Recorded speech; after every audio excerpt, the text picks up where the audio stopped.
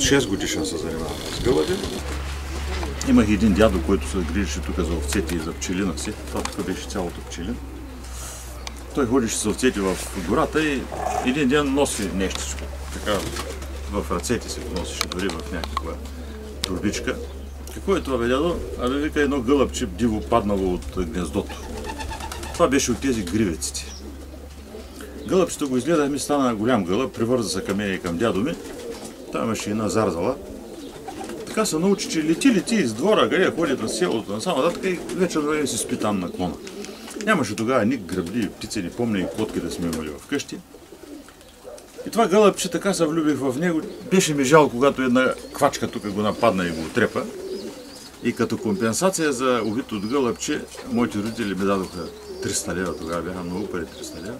И аз от един гълъбар тук, бат Зинко, купих си 2 гълъба, много хубави. Като тези шуменски. На всички гълъби, които бяха някаква порода, български породи или други, ние казвахме питомни. Има породи гълъби, които много подробно са описани от преди 300-350 години. Първата книга за гълъби е издадена в Европа, в Швейцария, в 1555 година. И създадахме една организация, тъй наречения Кореляционен съвет. Ние си възмездихме на него такива задачи да систематизираме българските породи гълъби и да се опитаме да им дадем имена като породи. Нали? Тогава избрахме кой град, на кой заради самите някакви особености на гълъба. Това е, че ние направихме стандарти за 31 породи, от които 26 представихме на Европейския съюз да ги впишат в списъка на породите. Общото стадото ми тук в момента е някъде около 300 гълъба. Основно стадо е някъде около 120-130 гълъба. Всичко останало е помагачи, тъй наречените храначи. Да излюпят яйцата и да отгледат малките на другите породи, които не са в състояние сами да си отгледат поколението. Науката за селекция на гълъбите, това каза, че от един цвят, от една порода, от един вид, трябва да имаш минимум 6 двойки да работиш с тях. Това са 6 разплодни двойки. Всяка година от приплодите, които изкарваш, оставяш 2 двойки, значи 2 двойки подменяш, правиш нови, и на годината или на двете се стремиш да вземеш от някъде чужда птица за кръв, за отрасяване на кръвта, поне качество колкото това, което имаш в гълъбарната си. Ако можеш още по-добро, още по-добро. Значи, ако изкарам от 6 двойки някъде около 35-45 пиленца, от тях се бъркуват всички останали, дават се навънка, а само 4 остават за продължаване на селекция, за подобряване на парка. Така с бързи крачки се стига селекционни висоти. Иначе, ако останеш с старите си гълъби, те са си това, което са били. А генетиката на младите трябва да се предаде, да бъде все по-хубаво, все по-хубаво, все по-хубаво. Къде му и края, никой не може да каже. Ако не се стремиш към върха, си едно, че нищо не прави. Аз, примерно, сега има няколко гълъбчета, които са толкова сполучливи тук излезли, от специално шуменската порода. Има един гълъбар, Байслави Абрашев беше от Стара Загора на времето, и каже, че Стоянчо, заради той гълъб се служава, той има 6-700 гълъба, но заради това гълъб се служава цяла година да се мъчиш. Начава с това, че има чисто бяла опашка, бели качули и бял гердан около вратлеците. Тези гълъби обикновено се фризират или нещо се помага да се поправят. А това е излязло самичко както трябва да бъде. Те са 2 породи в света. Уникални. Какво е уникалното? Качулката отзад, перцата на качулката са бели, а отпред перцата са черни. Като го гледаш отпред, не се вижда бялата качулка, нали? Ето ги перцата, чернички. Това са 2 гълъба. Една унгарска порода, Фелегихаза се казват, и шуменската порода. На времето един мой учител по гълъбарство в Чехия ми казаше: пане Стоян, тато самичка буде шампионка в писек. Той знаеше още от малка, че ще бъде шампионка в следващия изложба. Това, ако оцелей да се развие, нали, има още доста докато от мъже, това ще бъде шампион на изложба в България. Участвал съм на няколко изложби такива в чужбина, като най-успешната беше през 1998 година в Загреб, когато мой гълъб, един бял машкар, стана европейски шампион. Това е фактически най-голямото отличие. И още сега участвам активно в този клуб, на Европейския клуб на гушите гълъби. Това са гълъби аристократи. Значи, Породата е създадена преди около 200 години в Англия. Тази порода е отглеждал лично Чарлз Дарвин. Той има написани няколко книги за нея. Тук ще спомена какво е казал Дарвин за галабарството. Той казал, че никой не може обикновен човек да си представи колко много практика и колко много природни заложби са необходими на един човек, за да стане познавач на галабар. Аз това нещо си реших. Поне съм инженери колкото искаш в България. Нали? Хора, които са специалисти в селскостопанство, в механизацията, има много. Но специалист в областта на галабарство и същевременно да се добъри в професията си, малко има. И аз реших да се ограмотя. От 65-та година, казах, тази книга съм си купил. От 74-та година започна да получавам специализирани списания от Запада. Главно румънско, чешско, сръбски, германски списания. Имам купища от дома. Сигурно за няколко квадратни метра, кубически метър. Имам преводачи, които ми превеждат, специалисти преводачи. И аз доста работи знам. Почти няма нещо, което да не знам за български породи галаби. А за около 260-300 породи, които се отгледат в Европа, също знам много.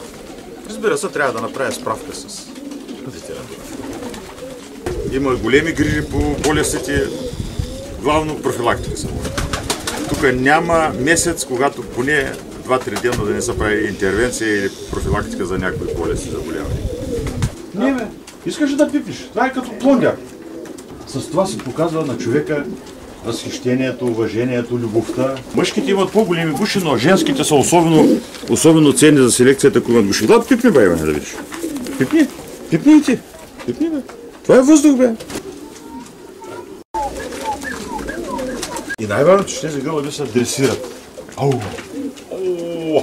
Той ми се радва сега. Това е от радост. Това е нещо уникално. От един приятел я купих в Лайпциг. Изложбата. 130 евро ми взима за нея. А тя струва сигурно 500-600. По бедност в България. Та видях, че я продава и веднага викам Хербелман. Той за България трябва да отиде. Тази е нейна дъщеря. А това си е моя селекция. Работил съм 10 на години, докато постигна този мъжкото, което е. На Запад ги наричат феномен. Това значи, че е постигнал върха. Този гълъб, на която изорва да го изкараш, той по-малко от 96-97 точки няма да получи. Женската е млада също. Обърнете внимание как са положени нейните крила върху опашката. Никакво кръстосване на крилата. Това е идеалният случай.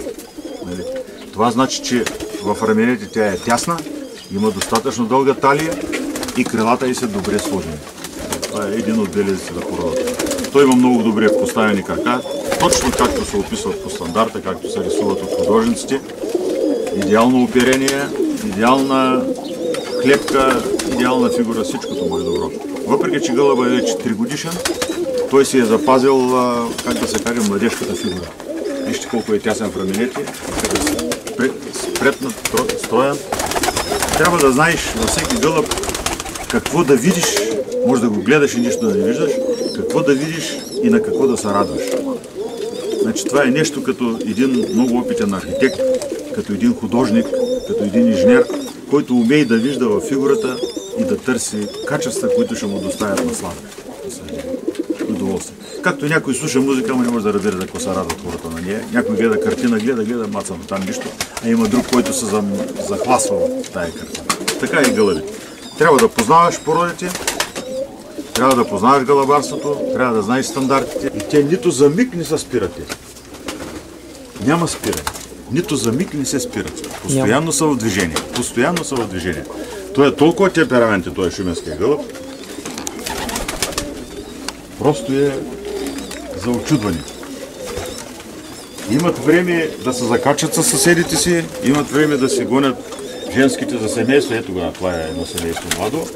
И същевременното време да излюпят яйцата си, да си отгледат малките. Това е постоянно, хранят се, поят се, какво ли не щеш. И постоянно бягат, пляскат, радват се един на друг. Вижте колко е кротка майката. Нахранили са го с това гушна каша. Гълъбите са един особен биологичен вид. Чували сте за отпиле мляко, нали? Това е пили мляко. Значи гълъбите са колумбиформи. Те са съдички в един такъв отдел в зоологията, които след 15 ден от започването да люпят яйцата си, сласането на яйцата, в гушата на гълъба се отделя гушна каша, гушно мляко. Това е мляко фактически. И първите 7-10 дена те хранят гълъбчетата малките с гушно мляко. Това е нахранено с гушно мляко. Имаше някога едни писания в списания, така с популярна дейност, популярни мотиви засягаха, че човек, който гледа някакво животинче в къщи, никога не може да бъде жесток после нито към близките си, нито към другите хора. И никога такъв човек не може да стане престъпник. Това съм го запомнил много добре. Когато едно дете, родителите му обърнат внимание, малко детенце, например 5-6 години, аз тук дете им подарявам гълъби. Идват почти всеки ден, няма ден да не идват. Дават им, хвалят се, после че стояне с нея си излюпи. Значи това нещо първо създава в детето едно чувство на жалост, чувство на отговорност, че това животинче, ако не му дадеш да еде, ако не му да поиш, то няма да може да живее. И детето още тогава става отговорно към чуждия живот, към чуждата съдба. Това е нещо, което не може да се опише с макаренковски начини, с други там, как се възпитава детето. Но това го откъсва. Имайте предвид, че нашите децата, които идват при нас на изложби, те също в интернет се занимават, също фейсбуци, не знам какви си работи, сега има колкото искаш, обаче той търси животинче там да види, нали? И много му е по-интересно, когато дойде види животинчета живички на изложбата, по-близко е до живота, отколкото това е отнесено пространство, което.